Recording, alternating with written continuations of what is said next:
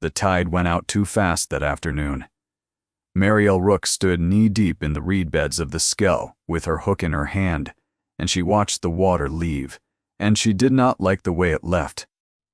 A proper ebb went out slow and sullen, an inch at a time, and gave a person all the warning in the world. This one pulled. She could see the channels running white along their edges where the current had begun to hurry, and she could smell the flats opening up, that low green smell of salt and rot and cold earth she had breathed since she was small and had never once found unpleasant. She bent. She cut. The reeds came away with a small dry snap. She laid them along her arm in bundles and bound each bundle with a twist of reed, because twine cost money and reed cost nothing but the cutting. Her hands were split across the knuckles. They split every autumn and healed every spring and split again, and she had stopped noticing, except when the salt got in. The salt got in now. She breathed out through her teeth and went on cutting. She was 3/4 of a mile from the seawall. She was 2 miles from the village of Corvey Wick. She was 3 miles from the nearest turnpike road. She was alone on the flats as she was most days, and she preferred it that way. Her father had told her that morning that the light was poor. He told her that most mornings now. The light was poor, or the glare came off the water badly, or the reeds this year were growing thin and hard to pick out against the mud. He had been saying such things for 2 years. He had never once said the word that was true, and Mariel had never said it either, because he was her father, and it was his word to say and not hers. So she cut the reeds, and carried them, and sold them at Corvey Market on the last Friday of the month. And on the evenings when there was nothing left to mend, she sat close to the fire with a stub of charcoal and a sheet of grocer's paper and drew whatever face was in front of her. A likeness took her 1/4 of an hour, and she charged a penny for it.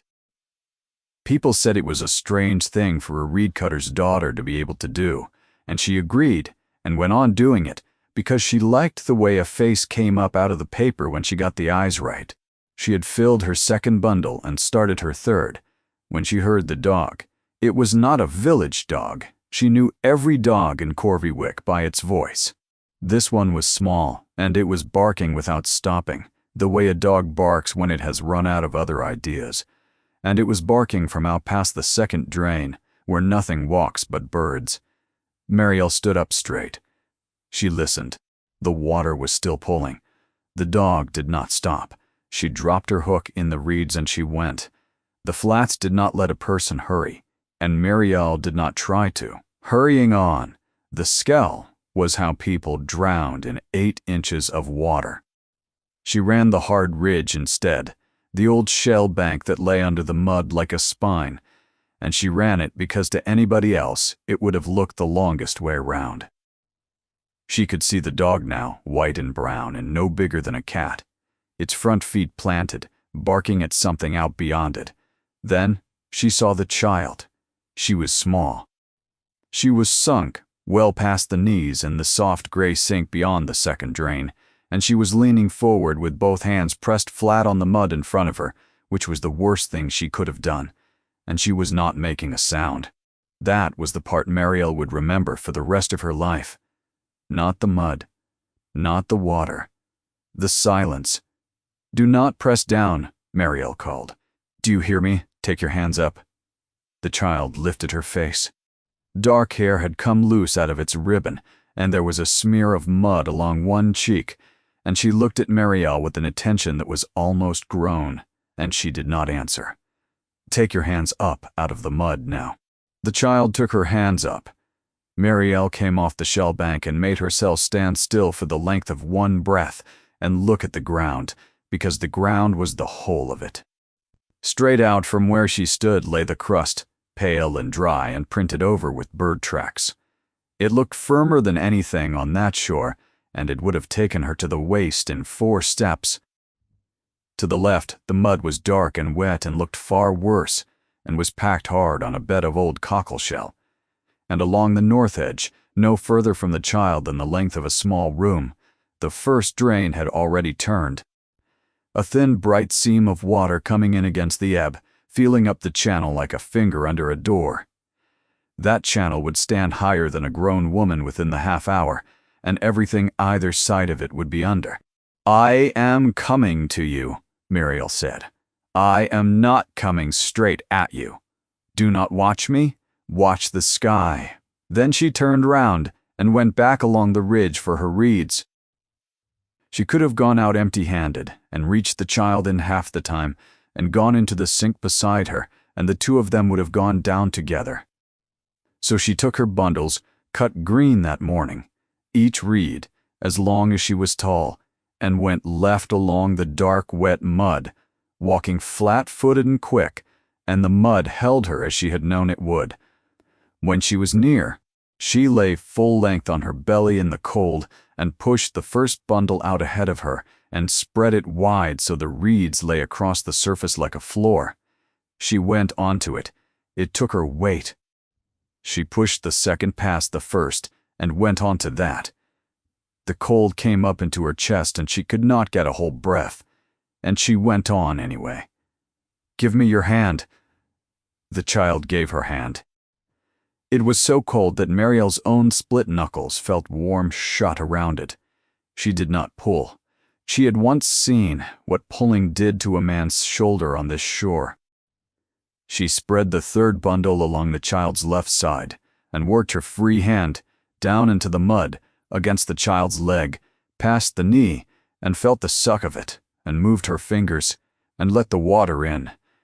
"Lean on the reeds," she said. "Lean on me. Do not stand up. Whatever happens, do not try to stand up." The child leaned. The mud let go of the left leg all at once with a sound like a kiss. "Good," Mariel said. "That is it. Now the other. Do not stand." She got her hand down the second leg. That one held longer. Then it gave, and the child came out onto the reeds on her belly, and Mariel got both arms round her and rolled with her onto the packed dark ground, and they lay in the cold with the drain running bright a few yards off. The child was shaking. Her teeth were going hard. Mariel sat up and pulled her into her lap and got her own cloak off and round her and held her and rocked a little, which she had not decided to do. "You are out," she said. "You are out of it. You are safe now." The child pressed her face into Mariel's shoulder and closed one fist in the collar of her dress and did not let go of it. "What is your name?" The little dog had come across the firm ground and stood over them, licking the child's ear. "Can you tell me your name?"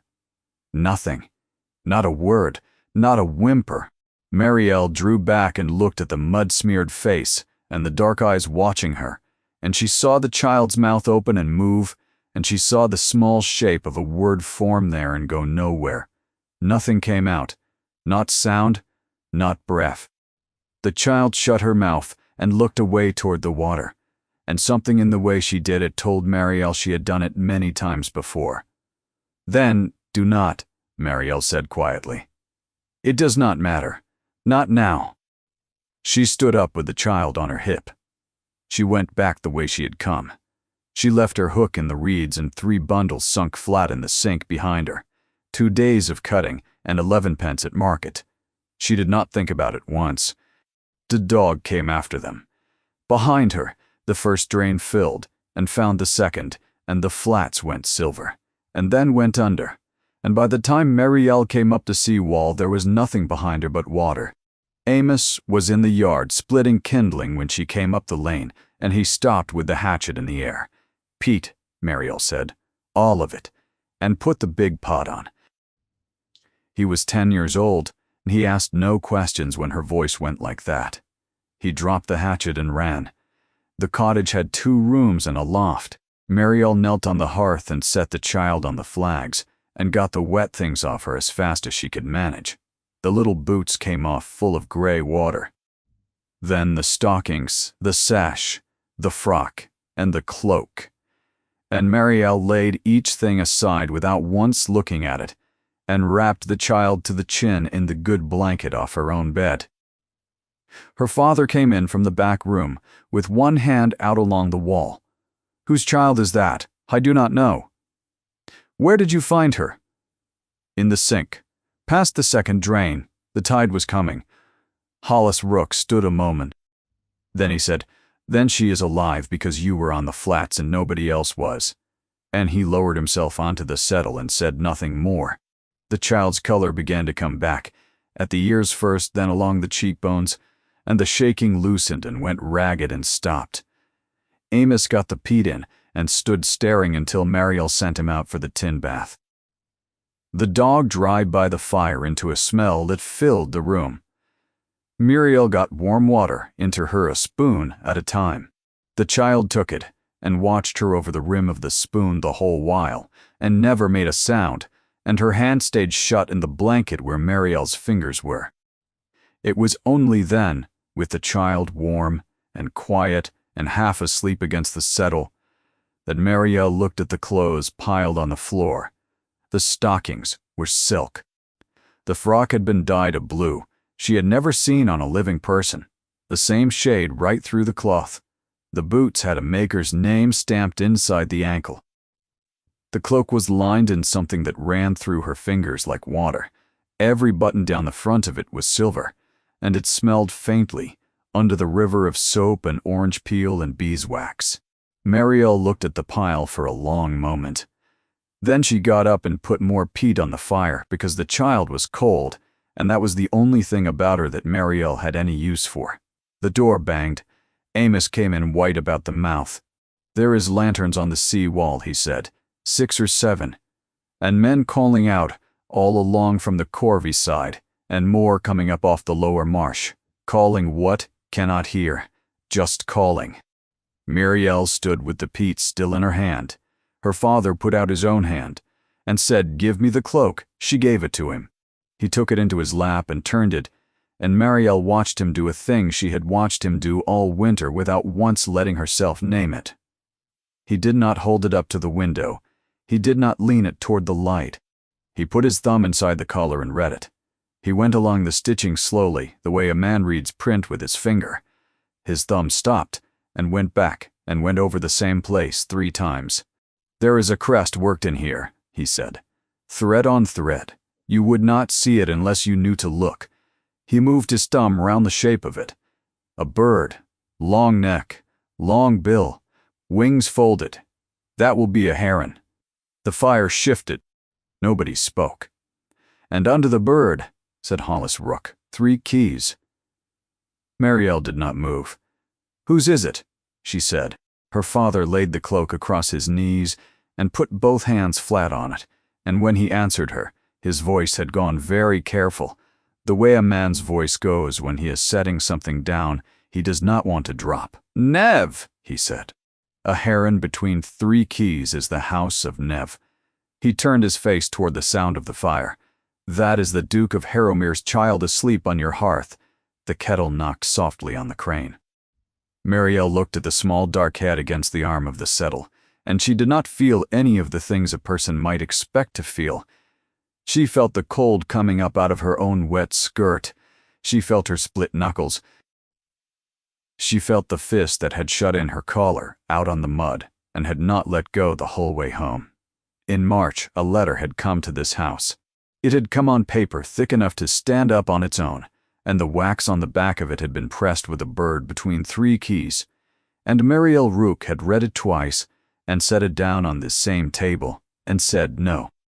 The paper had come on a wet Tuesday at the end of October, and it had not come by post. It had come in the hand of a man named Osric Pell.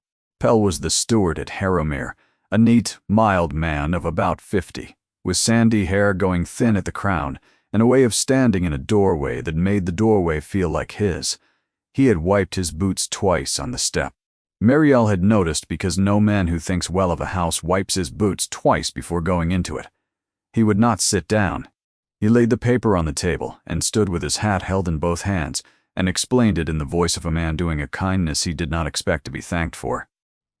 The Duke of Harrowmere had a daughter, 7 years old, who had not spoken since her mother died. Physicians had been consulted in London and in Bath. It was thought advisable that a record be kept of her, made by hand and made often, so that any change might be marked and dated. Drawings, not paintings. Nobody wanted a painter. What was wanted was somebody quick and cheap and honest, and Pell had made enquiries about the county, had been shown 2 penny likenesses done at Corvey Market, and had judged them adequate. The engagement would run a year. She would attend at the hall 3 mornings in the week. The payment was 12 guineas. Mariel had put her hand flat on the table when he said it, because she had needed to hold something. 12 guineas was not a sum that existed in her life. There was a surgeon in Norwich who would couch a cataract for 11, and the coach fare was extra, and she had known both those figures for a year and a half without once saying them out loud in her father's hearing. Then she had read the last paragraph. There were 3 conditions in the same neat clerk's hand as everything above them. Anything made inside the walls of Harrowmere Hall was the property of the house. She would not speak of the child, or of anything she saw or heard within those walls, to any living person. Then or at any time after, she would put no name to any drawing.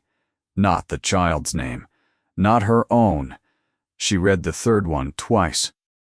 "I do not understand the last of them," she said. "It is usual, is it?" "In a house of that standing it is entirely usual." "Then say it plainly for me, because I am slow. If I make 100 drawings of this child in a year, and I put my hand to none of them, and I may never speak of her to anybody living, then who made them?" Pell had smiled at her, and the smile had been perfectly kind, which was the part she remembered. "Nobody made them, Miss Rook," he said. "They will simply exist." The fire had been low. Amos had been out at the woodpile. Her father had been sitting in the back room with the door open, close enough to hear every word, and too proud to come through it. Mariel had stood in her mother's kitchen with 11 guineas of her father's eyesight lying on the table in front of her, and she had heard her own voice say, "No. You should think on it. I have for a week. Osric Pell, I will draw for anybody who asks me, and I will take their penny and be glad of it. I will not put my hand to a paper that says the only thing I make in this world was made by nobody. Take it back to him." Pell had looked at her with something in his face she had not been able to read then and had thought about a great many times since. "He will not ask twice," he said. "I did not suppose he would." Her father had said nothing about it. Not that night, and not for 4 days. That was the part that had been hard. She had braced herself for a shouting, and there had been no shouting. There had been a man eating his supper very carefully and going to bed early. On the 5th day he had come and stood behind her chair and put his hand on the back of her head, the way he had when she was small, and said, "You did right," and gone out to the yard. She had never been able to decide whether he meant it. She had never asked him. And every month since, she had watched him find a doorframe with his fingers a little sooner than he had found it the month before. Now the child slept on the settle with her fist shut in the blanket, and the lanterns were coming along the sea wall, and Mariel put the peat on the fire and went to open the door. Amos went out onto the wall with a lantern of their own and shouted until somebody heard him, and after that the night went strange. Men came up the lane and looked in at the door and went away again. One of them said "God be thanked" out loud and took his hat off, which frightened Mariel more than the shouting had. Somebody rode for the hall. Somebody else rode the other way to stop them dragging the lower drain. The dog would not go out to any of them. It lay against the settle with its chin on the child's ankle and growled at every man who came as far as the flags.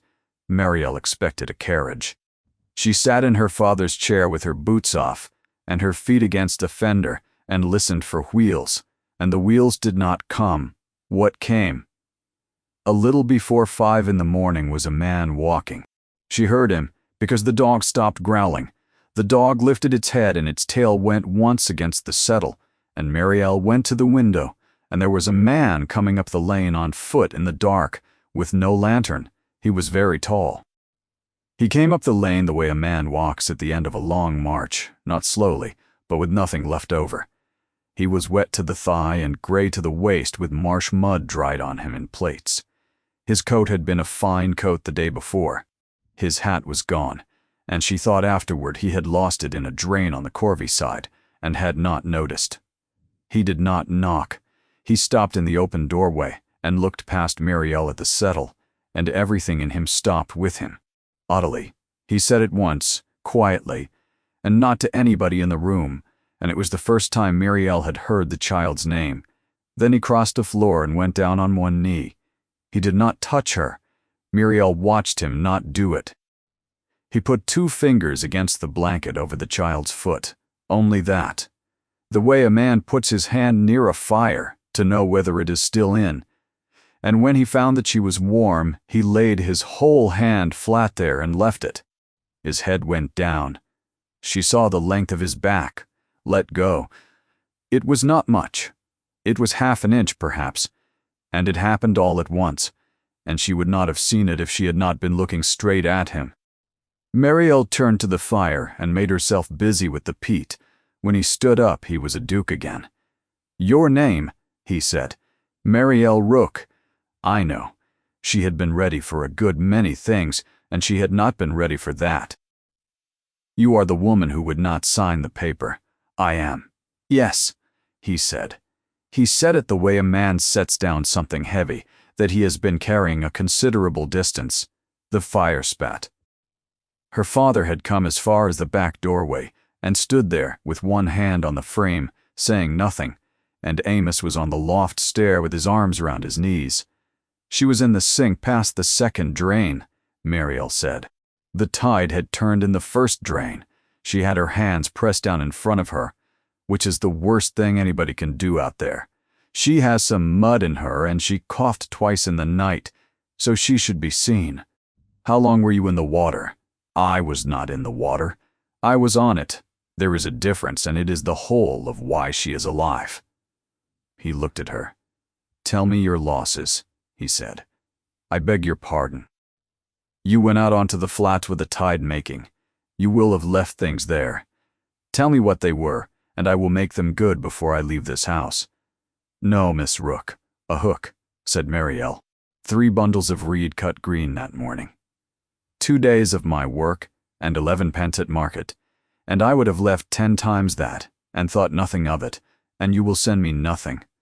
No purse. No cart of coal in November when you have forgotten what it was for. She was in the mud, and I was on the flats. That is all that happened here.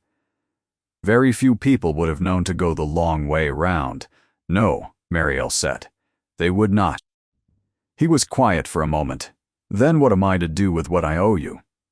And Mariel found she had known the answer since about midnight, and had been waiting all night for somebody to come up the lane so that she could say it. "There is something you should have," she said, "and I want you to take it properly, because it is not payment, and I will not have it turned into payment. Say it." She tried to speak to me. The room went very quiet. Her father's hand tightened on the doorframe. "On the mud," Mariel said. "When I had her out and she was on my lap, I asked her name twice. The second time her mouth came open, and it moved, and it made the shape of a word, and there was no sound in it at all. Not sound, not breath.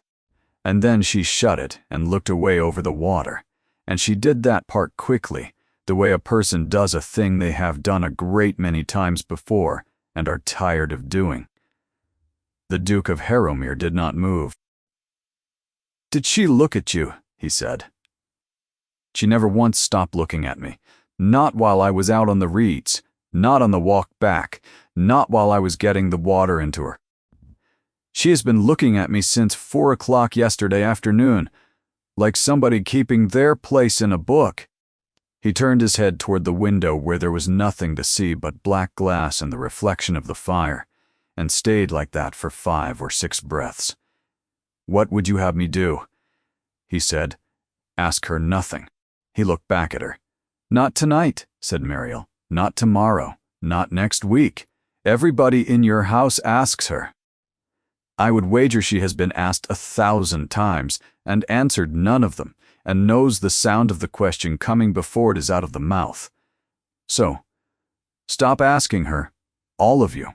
Sit in the room with her and do not ask her anything at all. And let her find out what that is like. You are telling a man how to raise his own child. I am telling you the only thing I want out of this. And you did ask me twice." For a moment something moved behind his face. It was not softening. It was closer to the look of a man who has been handed a bill he was not expecting and finds on reading it that the sum is correct.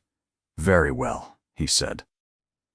He bent and gathered the child up out of the blanket, and he did it clumsily, because she was heavier asleep than a man remembers, and because his arms had been walking a seawall for 14 hours. Ottilie came half awake against his shoulder.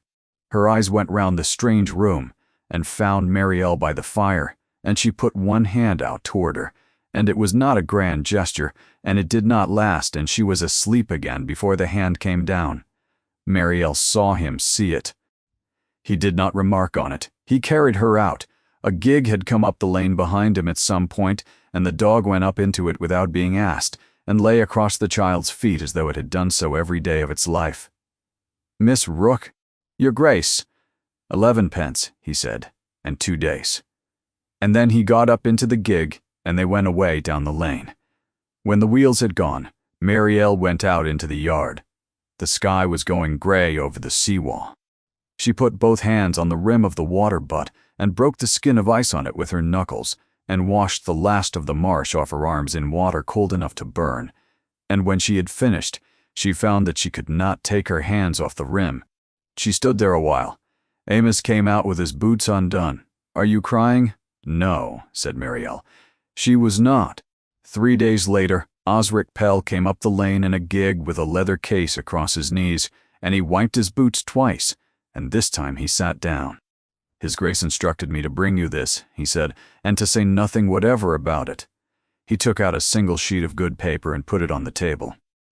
It was a drawing, done with a soft pencil, by somebody who had not been shown how, and gone over and over until the paper had begun to shine in places.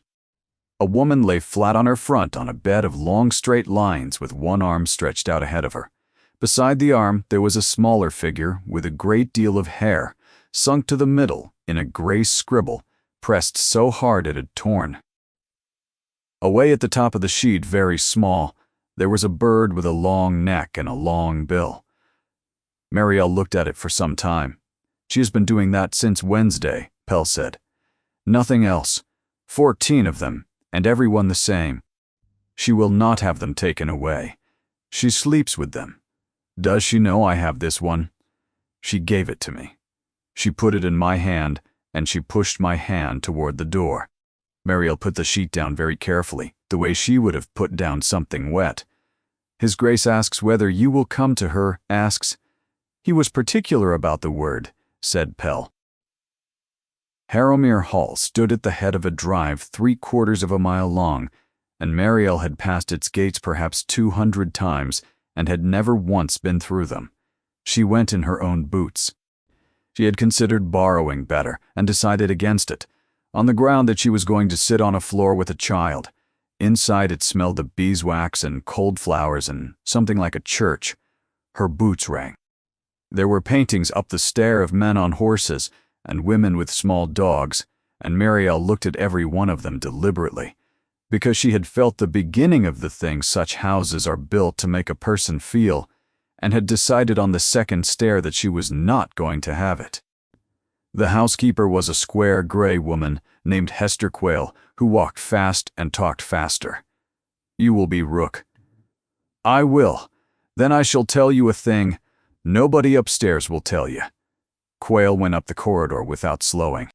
He walked the wall from 4 in the afternoon until 6 next morning. He would not take a horse on the grounds that a horse cannot go on the flats, which is true, and neither can a duke, which he was told. Twice. He came in dripping and would not change, and in the end, 2 of us put a dry coat on him ourselves, like a great tall child. She stopped at a door. "He has never in 9 years raised his voice in this house. I would rather he did. In here, the nursery had 3 tall windows and a fire, and far too much furniture, and Ottilie Knave was in the window seat with the little dog asleep against her hip and a pencil in her fist." She looked up, and she looked at Marielle as though checking an answer she had already written down.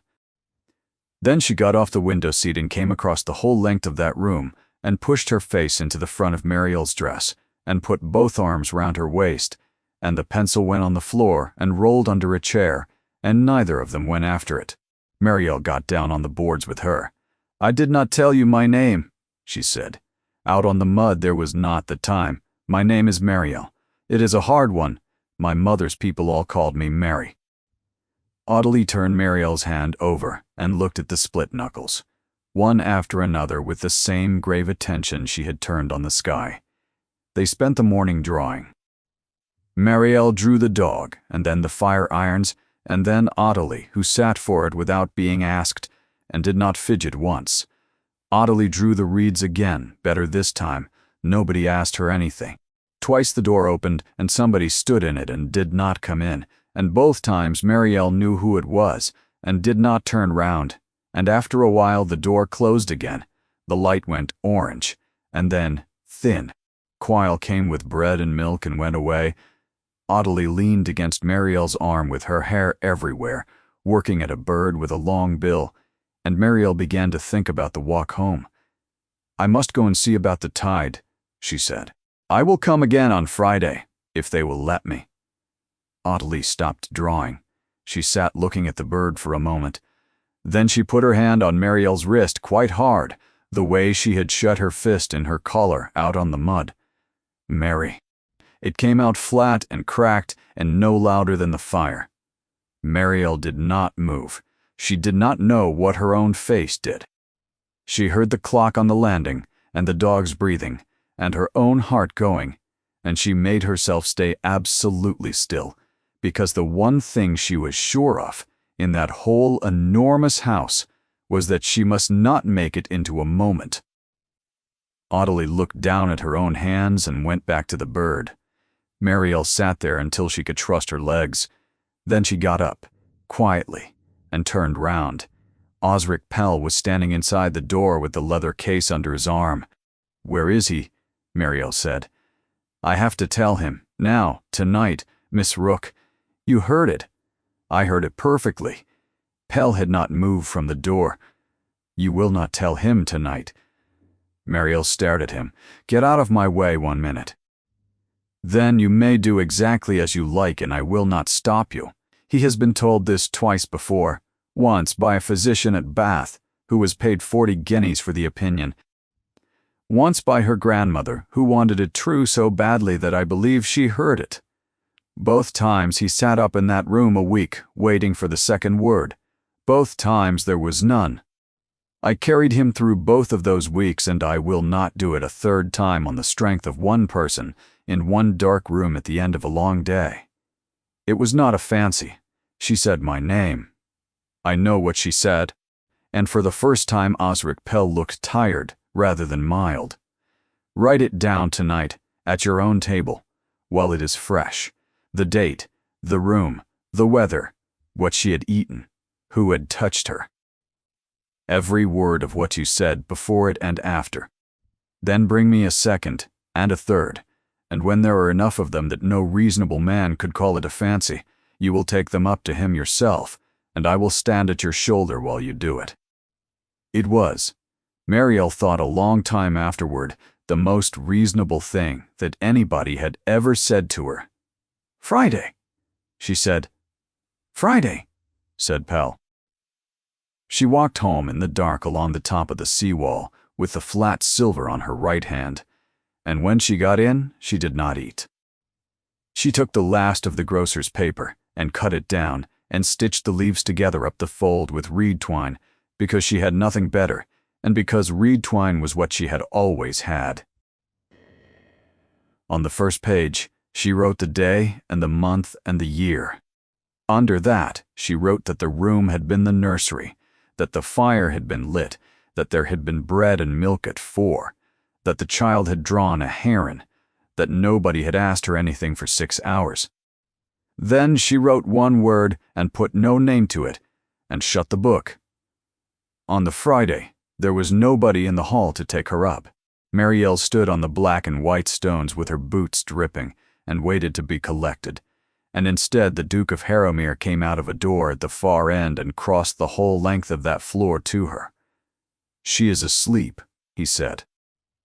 "She was awake at 4, and she has been drawing since it was light. Quayle is sitting with her." He stopped. "Will you give me half an hour? I have something of yours, and I should like to give it back." He took her into a small room off the stair where the muniments were kept. There was a table, a wall of estate books in numbered spines, one narrow window on a wet lawn, and a fire. He shut the door. On the table, squared to the edge as though somebody had put it down and then straightened it, was a folded paper. Marielle knew it at once. She had held it for the better part of an hour in her mother's kitchen at the end of March, and she would have known it in the dark. "You kept it. I have kept it in this room since November so that I should see it every morning," he said. "Sit down if you will. I'm not going to say this to you while you stand." She sat. He did not. "Pell told you the third condition was usual." He did. "It is not usual. I have made enquiries since, and I cannot find a house in this county that requires it." He put one finger on the folded paper. "A clerk wrote the first 2. I wrote the third myself and had it copied in among the others, so that it would look like them." Marielle said nothing. "Do you know why?" "No.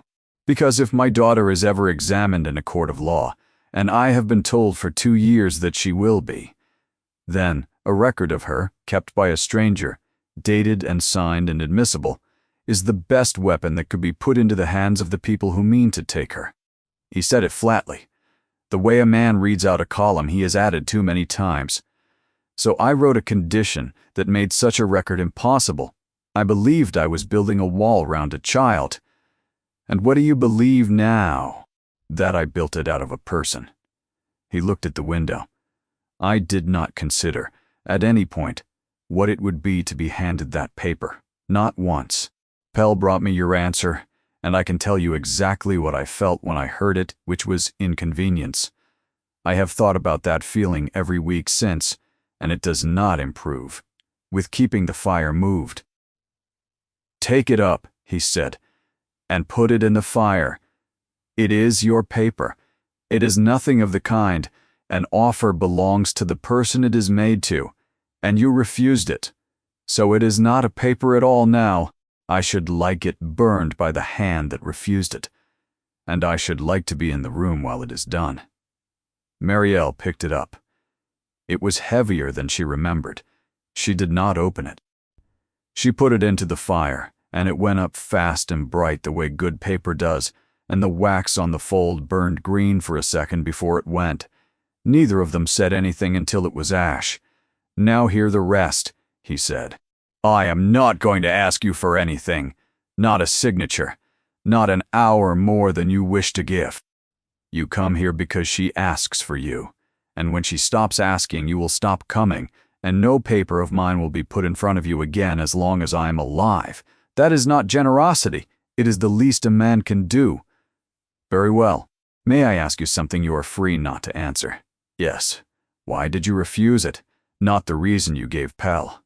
"I have had that reason repeated to me twice, and it is a good one, and it is not the whole of it." Marielle sat and looked at the ash on the bars. He sat down then on the corner of the table, which was not a thing she had ever seen a gentleman do, and he waited. He was, she noticed, a man who could be quiet without wanting anything from the quiet. "My mother took in plain sewing," she said. 11 years of white work for a shop in Norwich that sold christening gowns and altar cloths. She was the best hand in the county, and nobody in it knew her name, because the shop stitched its own label in at the neck. That is the usual arrangement. She never once complained of it. Go on. There is a christening gown in a church at Wells that she made every stitch of. My father took her to see it the summer before she died. She stood in the aisle and looked at it a long while and said nothing. And then she said it was very fine, and we came home, and she never asked to go again." Marielle put her hands together in her lap. "She died in the February. There is nothing anywhere in this world with her name on it. There is a stone in the yard at Corvey, and the mason cut it wrong, and we could not afford to have it done again. So it is wrong there, too." The fire settled. I am not afraid of being poor, Your Grace. I have been poor the whole of my life, and it is only tiring. I am afraid of being the one that nobody can prove was there. He did not answer for a while. I could tell you that you are mistaken, he said. I would be lying to you, and I find I have stopped wanting to do that. Mariel looked at the floor. There is one thing I want to ask you after all, he said, and it is not for me. It is not a request, it is a piece of instruction. Ask it. Tell me how to sit in a room with my own child. You said, stop asking her things. I have stopped. I have sat in that room every evening for 3 weeks with my mouth shut, and I do not know whether I'm doing what you meant or merely enduring it. Take something in with you. What sort of thing? Work. Anything with your hands in it. She does not want to be looked at. She wants to be near somebody who's busy and not thinking about her. Take your tide tables in and be properly occupied. And do not look up. Not once. Then, let her come round to your side of the table if she has a mind to, and if she does not. Then you go in again the next night with the tables. Is that all of it? He said. It is very nearly all of it. At the door he stopped with his hand on it, and did not turn round. My name is Ambrose. Mariel waited. You will not use it, and I am not asking you to. I wanted one person in this house to have had it from me, instead of from a servant. Your Grace, you said there are people who mean to take her. Who are they? My wife's mother, he said. Lady Honoria Marchant, Dowager Countess of Alverstoke. She has had a petition drawn for 2 years. She is a better woman than that sentence makes her sound, and she will not stop, and one day she will be ready. Then he went out. The Tuesdays began 3 weeks after that, and they began badly because he was very bad at asking for things. She asks for you on Fridays, he said, standing in the nursery with his hands behind his back like a man about to be sentenced. I am asking whether you would come on a Tuesday as well.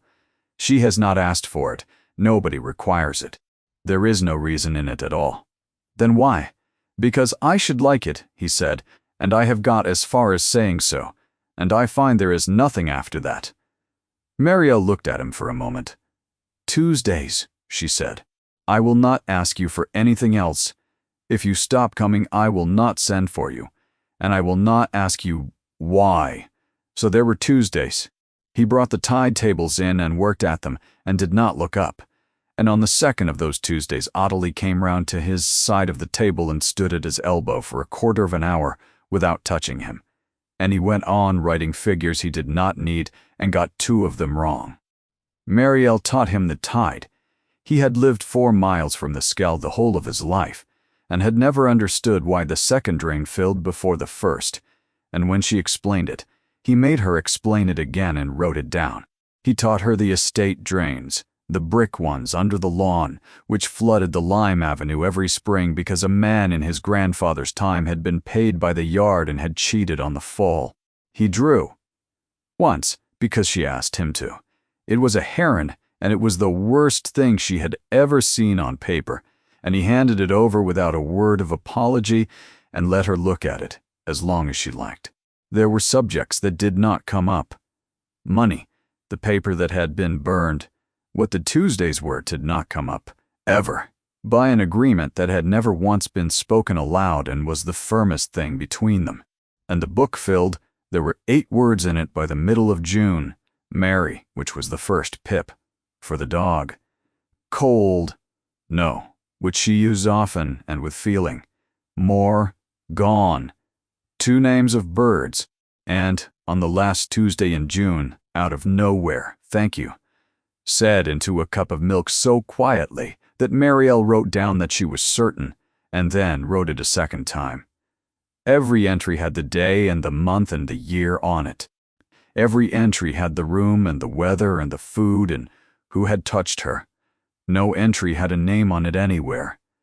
In August there was a sentence. It was the 14th, and it was hot, and the long window was open, and 4 herons went over in a line toward the flats, and Ottilie followed them the whole way with her chin up and said, "Where do they go in the winter?"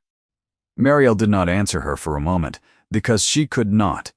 Then she said that some stayed and some went to Spain, and that nobody had ever asked her that before, and Ottilie said, "Oh," and went back to her drawing, and Mariel went out onto the landing and stood with her hand over her mouth until she was fit to go back in. She did not tell him. Not in June, not in August, not in September. She went to Pell each time, and Pell read the pages and said the same reasonable thing, and each time she went home along the sea wall and put the book under the mattress in the loft and lay looking at the roof. By the end of September there were 31 pages in it. She did not let herself put a word to what the Tuesdays had become. There was no word available to a reed cutter's daughter that did not sound ridiculous in her own head, and she could not bear the sound of herself being ridiculous.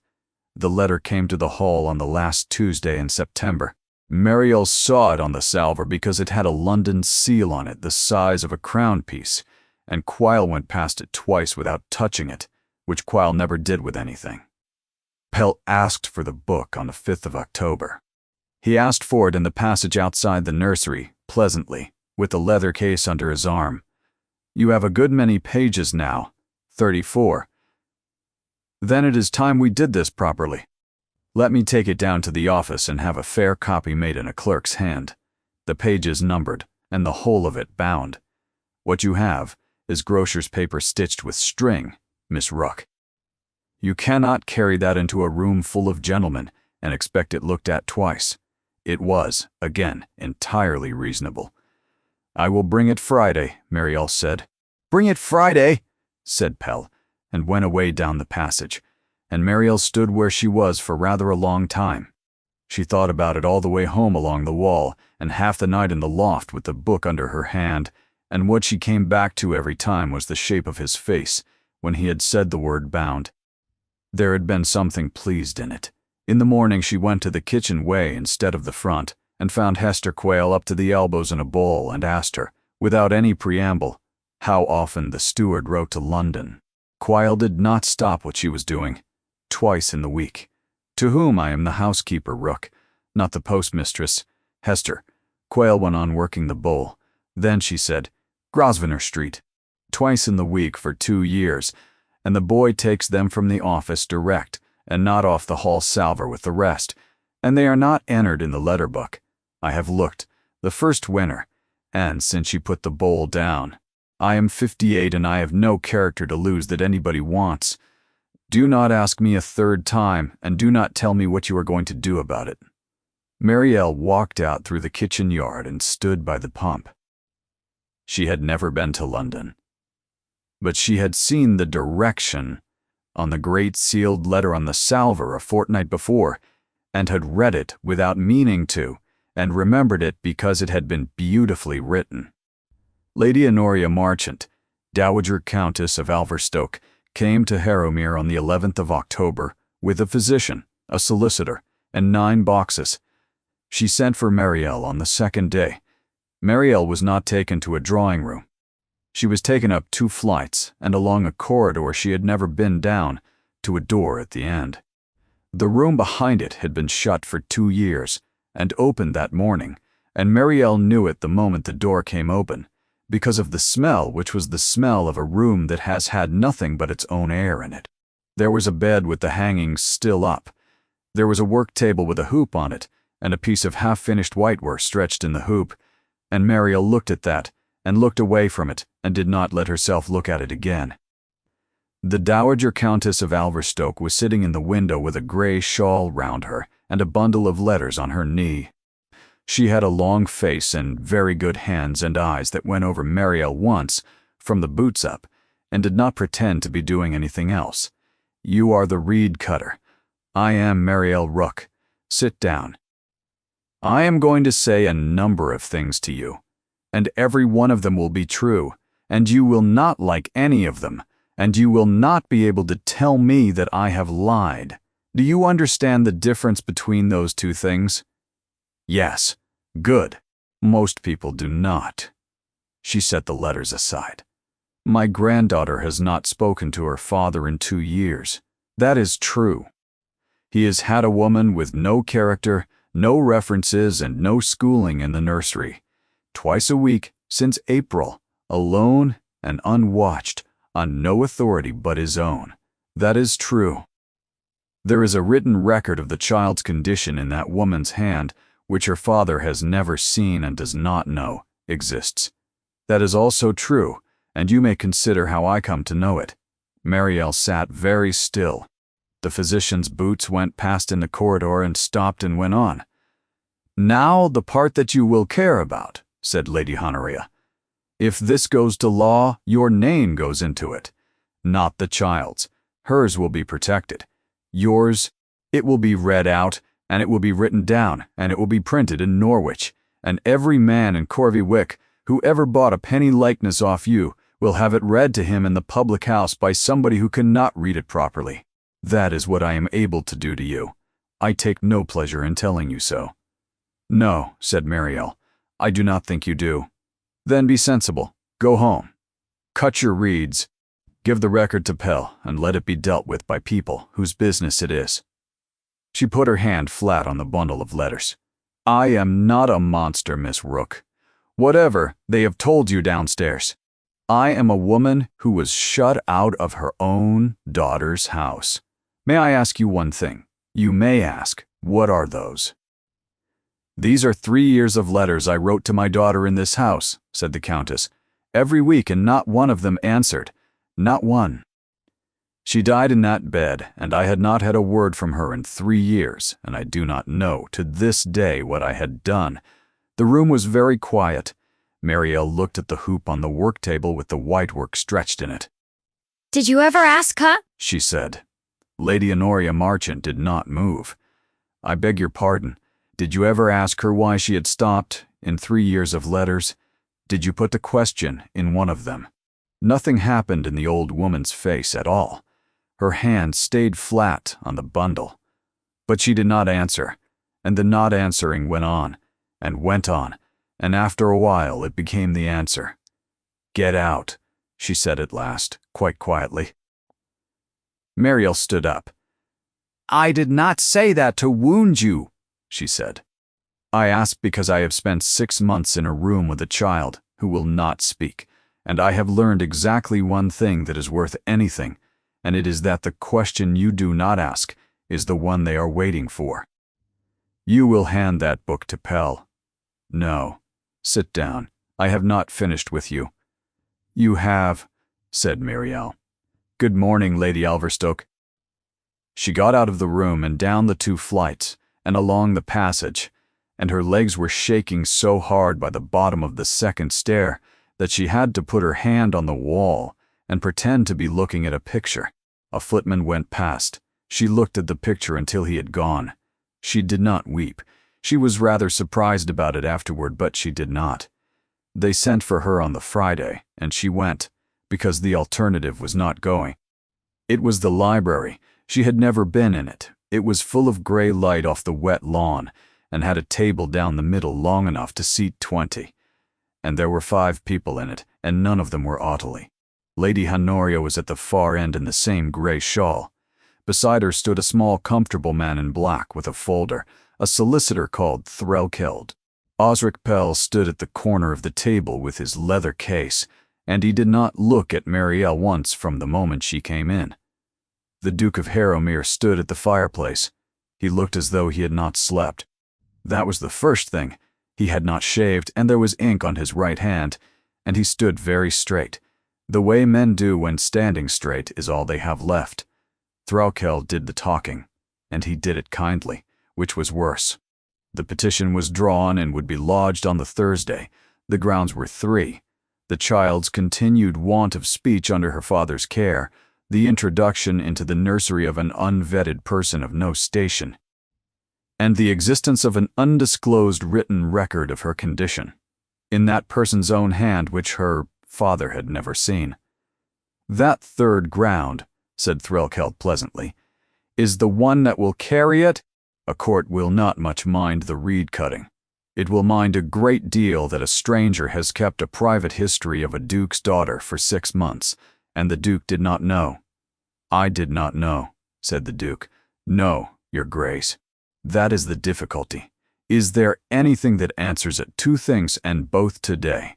The person leaves the house and does not return, and the record is secured and comes into your hands before the petition is lodged, so that it can be produced by you and not against you. Nobody spoke for a moment. Marielle stood in that gray room, in her own boots, with her cloak still on, and understood, with a completeness she found almost restful, that she was about to be handed to them, and that he had known he was going to do it before she came through the door. "Miss Rook," he said. "Your Grace." He looked at her then, and she looked back at him, and she was the only person in that room who had spent 5 months learning to read him, and so she was the only one who saw it. It was not in his face. It was lower down. It was the whole length of his back, going the smallest distance out of true, half an inch, the way it had gone in her mother's kitchen when he had found the child warm. He did it anyway. "You will leave this house today," he said, "and you will not come back to it, and you will hold no further communication with my daughter, by any means, at any time. Yes, and you will take nothing of mine." There it was. Threlkeld had his pencil moving. Lady Honoria was looking at her hands. "Say the whole of it," Marielle said plainly, "because I want it said in front of these people and not left for a lawyer to shape afterward. You are speaking about the book. I am speaking about anything made in this house." "Then say the word the record," said the Duke of Harrowmere. "Every page of it. It stays here."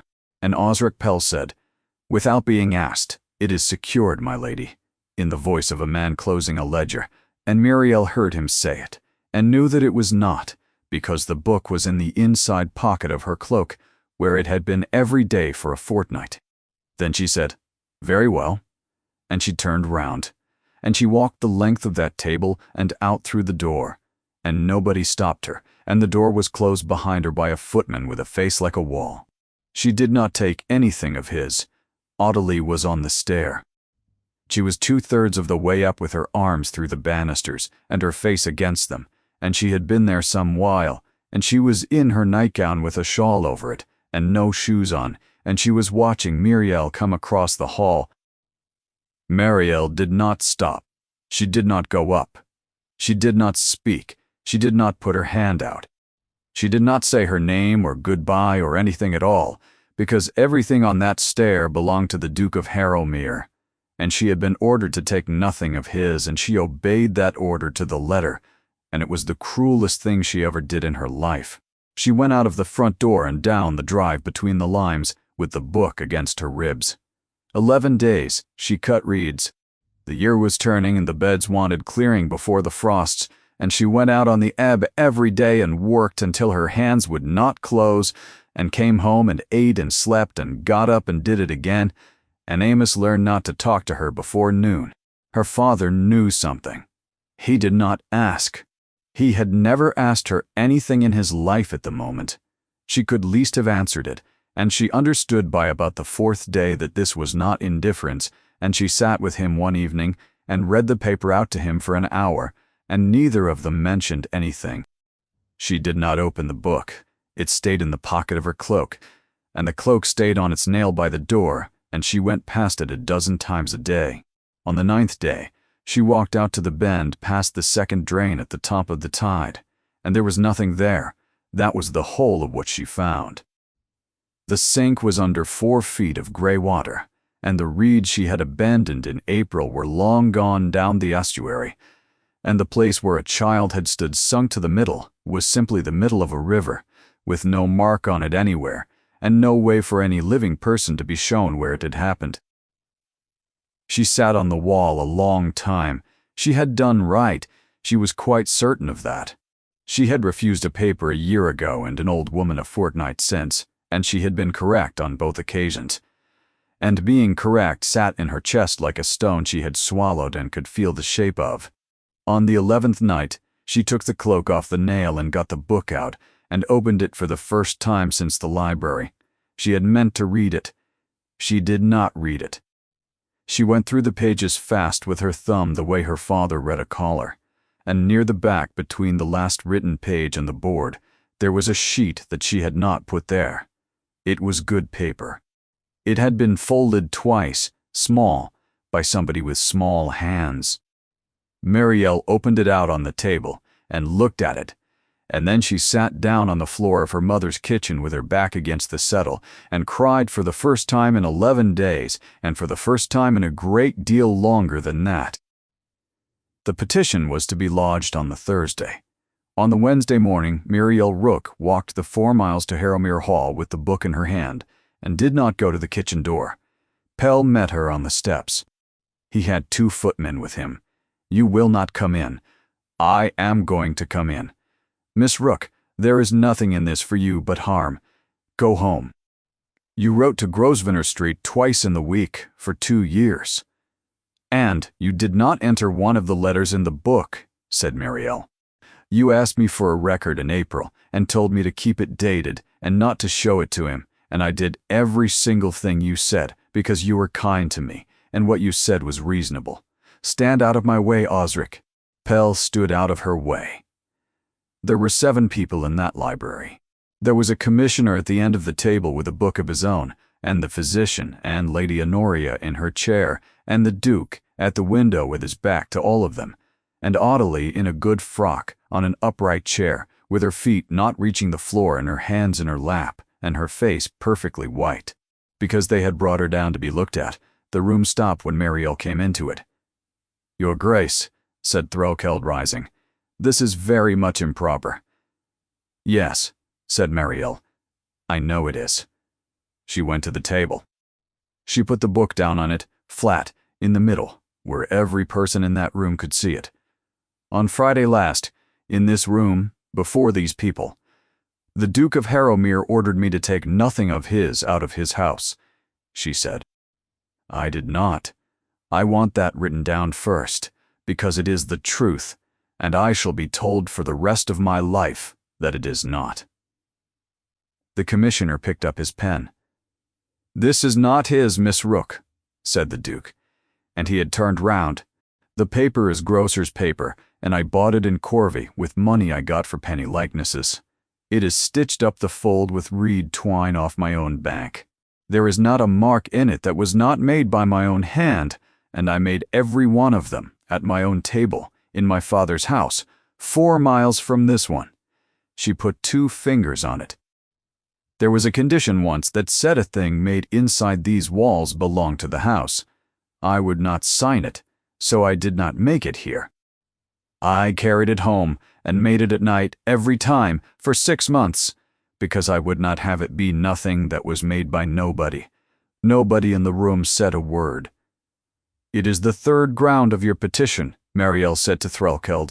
"You said a court would mind that a stranger had kept a private history of this child for 6 months, and that her father did not know. I did. Then let him know. Now, here. In front of your commissioner, so that nobody can say afterward it was got up." She opened the book at the first page. "The 22nd of April, the nursery. Firelit bread and milk at 4. Nobody asked her anything for 6 hours. And at about 5:30, with her hand on my wrist, she said, 'Mary.' The physician came away from the window. 'The 6th of May, cold. The 10th of May. No,' and she meant it.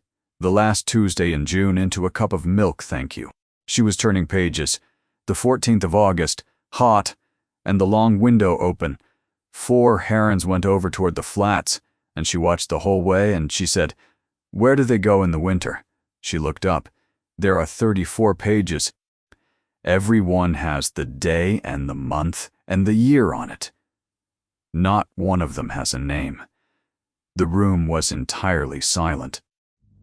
Marielle turned the book round on the table so that it faced the fireplace, and she pushed it 2 inches toward him, and she took her hands off it. "She has been talking since April," she said. "She has been talking since 3 weeks after I pulled her out. And I was told to wait until there was enough of it that no reasonable man could call it a fancy. And I waited, and it was wrong of me, and I have known it was wrong since about the middle of June. And I did it anyway because I was frightened of being the woman who raised your hopes." The Duke of Harrowmere came away from the window. He did not go to the book. He went past it. He went down the room to the upright chair, and he got down on one knee in front of his daughter, in front of every one of them, and he did not say anything to her at all. Ottilie looked at him. "There is a page in the back," Marielle said, "that I did not put there." He turned his head. Somebody folded it small and put it between the last page and the board, and it was done with small hands, and I found it 11 days after I was sent out of this house. Threlkeld said, "Your Grace, I must object to this being conducted as a—" "Be quiet," said Lady Honoria Marchant. Marielle took the loose sheet out and unfolded it, and gave it to the Duke, and he took it in both hands, and did not close them on it. It was written in capitals. It had been gone over and over until the paper had begun to shine, the way she went over everything. Rosamond. And underneath it, smaller, and gone over even harder, Mamma the Duke of Harrowmere did not make a sound. He knelt on his own library floor with that sheet of paper in his two hands, and his head went down, and this time it was not half an inch, and it was not something that only one person in the room could see. Lady Honoria stood up out of her chair. "Say it," she said. He did not seem able to, Ambrose. "Say her name. When did you last say her name in this house?" "I have not," he said, "since the day of the funeral." Then he said it. "Rosamond." It came out badly, the way a word does that has been held too long. He said it again, and the second time it came out whole, and Ottilie did not look up from the paper, but she moved her fingers an inch so that her hand was under his. "No," said the old woman, "nor has anybody else, nor was anybody permitted to." Lady Honoria was standing very straight, and her voice had gone to pieces at the edges, and she did not appear to have noticed. "Threlkeld, withdraw it. My lady, the grounds, withdraw the petition. It is my petition, and I am withdrawing it." She turned and looked down the room at Marielle, and it was not a kind look, and there was nothing of apology in it anywhere. "She stopped speaking because we did. That is the whole of it, and it has taken a reed cutter 6 months to find out what a physician at 40 guineas could not. And I want everybody in this room to be perfectly clear that I have not changed my opinion of the arrangement by so much as a hair. Get out, all of you." "Not you, Rook." They went out. Threlkeld went out backward, still talking. Osric Pell was the last, and at the door he stopped and said, "I thought I was saving her." "I know," said the Duke of Harrowmere. 22 years, Osric. Yes, go and see the agent about your quarter. Do not come back into the house." Pell went. Ottilie had got off the upright chair. She came round it and stood at her father's shoulder and looked at Marielle across the top of his head. "Mary," she said. Marielle had to hold on to the back of a chair. Lady Honoria went out and shut the door behind her without saying anything, which Marielle understood afterward was the most generous act of that entire day. He got up off his knee. "I gave you my word in April that I would never ask you for anything again," he said. "And on Friday I stood at that fireplace and ordered you out of my house and told you to take nothing of mine. And I knew while I was saying it exactly what I was doing to you. 2 things, in order. Every fact her ladyship put to you was true. Every one, and I cannot take a single one away. I know they were true. Being true did not make any of it right, and I knew that too. And I chose the child, and I would very likely choose the child again, and I will not stand here and tell you otherwise." He stopped. "So, I have nothing to ask you for. I gave you my word and then I spent it." Marielle stood in the middle of the library with her hands on the back of the chair. She thought about the paper going up green at the fold. She thought about her mother in the aisle at Wells saying it was very fine. She thought about a stone in the yard at Corvey with the letters wrong. She thought about 11 days of cutting reeds with a swallowed stone in her chest for being correct. She thought about a child on a stair in her nightgown with no shoes on, watching a woman walk out across a hall and not once turn her head. "I have had 11 days to think," she said, "and I got most of it wrong, and I would like to say the part I got right. Say it. I thought all my life that what I was refusing was being owned. It was not." My mother was not destroyed by a shop in Norwich, putting its label in the neck of a gown. She was destroyed by standing in an aisle looking at the best thing she ever made in her life, with nobody in the world beside her who could say, "I watched you do that. I know your hand. I was there." Her voice was not steady. She let it be unsteady. It was never the name. It was the witness. I have had that wrong since the summer we went to Wells, and I had it wrong in your muniment room in April, with my mouth full of altar cloths. He did not move. "You have no standing to ask me anything," said Muriel Rook, "so I am telling you.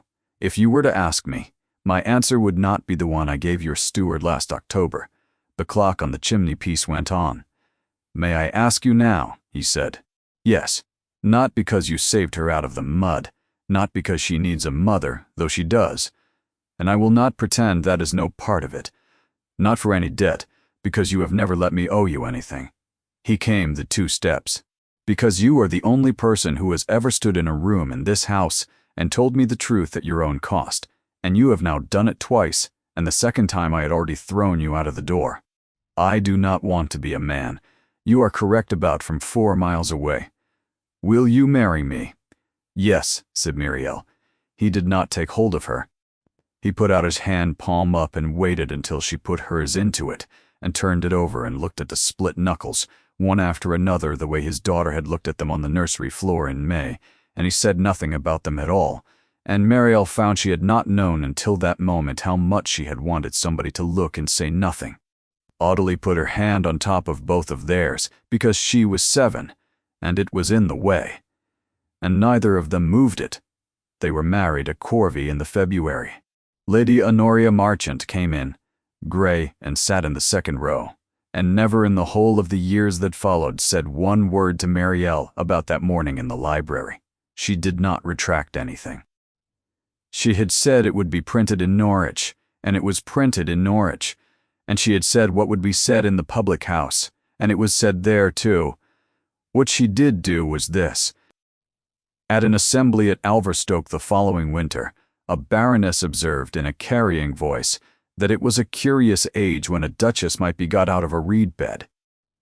Lady Honoria crossed the room, took the woman's own daughter by the hand, walked her the length of the floor, and presented her to Muriel by name with the full courtesy in front of everybody there. She never mentioned it afterward. Muriel never thanked her. It was not that sort of transaction. The other thing Muriel learned by accident, and she learned it more than a year afterward, at Corvey Market from a reed factor out of Wells who did not know who she was. She was standing at the end of the row where her father's bundles used to stand, and the factor was complaining about prices, and he said that the Rook lot had been going out at above the market for years, and it was a scandal. Muriel asked him what he meant. He said that some agent or other had a standing order on the whole of the Rook crop, every month at a figure nobody sensible would pay, and had held it since the autumn before last, and would not say who for. "Since when?" said Muriel. "November, the year before last," said the factor. "I know it because it started the month my brother lost his contract for the same beds. November, the month after she had put her hand on the table and said no." Muriel walked home along the seawall with her basket, and did not hurry. She said it to him in the library in the spring, one evening when the lamps were lit and he was going through the drainage accounts with his coat off. "You bought my father's reeds." "I bought reeds," he said. "There is a great deal of thatch on this estate. Ambrose. Since April the year before last. Every month. At a figure the trade thinks is a scandal." He made a small mark against something in the accounts. "Pell brought me your refusal on the 29th of October, he said. I asked him what your circumstances were, and he told me. Then I asked what it would cost to make certain that a family did not lose a cottage for the sake of a paper I had written, and I gave the order the same afternoon and told him to say nothing to anybody, and he never did. It was not a kindness. It was a man paying for his own conditions and doing it where nobody would have to thank him. You did not tell me in 6 months of Tuesdays. No, why? Because you would have stopped coming, said the Duke of Harrowmere, and you would have been quite right to. Muriel stood there for a while, "Thank you," she said. He looked up then. He put the pen down and looked at her with the whole of his attention, which was a thing he did rarely and which she never got used to.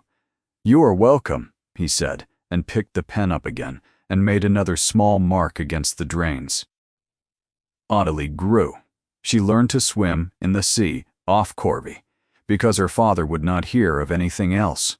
She talked when she wanted to and was quiet when she did not, and nobody in that house ever again treated her quiet as a thing to be cured.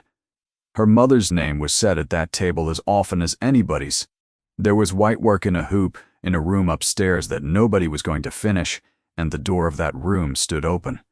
In the autumn, Ottilie brought a drawing down to the breakfast room. It was a heron, and it was a good heron, and she had been working at it for 3 days. Along the bottom, in her own capitals, gone over twice, she had put 2 names, Ottilie, and under it, Marielle Roque, spelled right the whole way through. Marielle looked at it for some time. "There," said Ottilie, and went out to the pony. She kept the book. It lived in the drawer of a writing table in a room with 3 tall windows, and she went on adding to it because she had got the habit, and there did not turn out to be any reason to stop. She never had it copied in a clerk's hand, or numbered, or bound. Some evenings when the tide was out, and the flats had gone silver and the herons were going over in a line, she would take it out and write the day, and the month, and the year, and the weather, and the room, and what had been said in it, and who had been there to hear it. And then, at the bottom in her own hand, she would put her name. That was the only part she had ever wanted.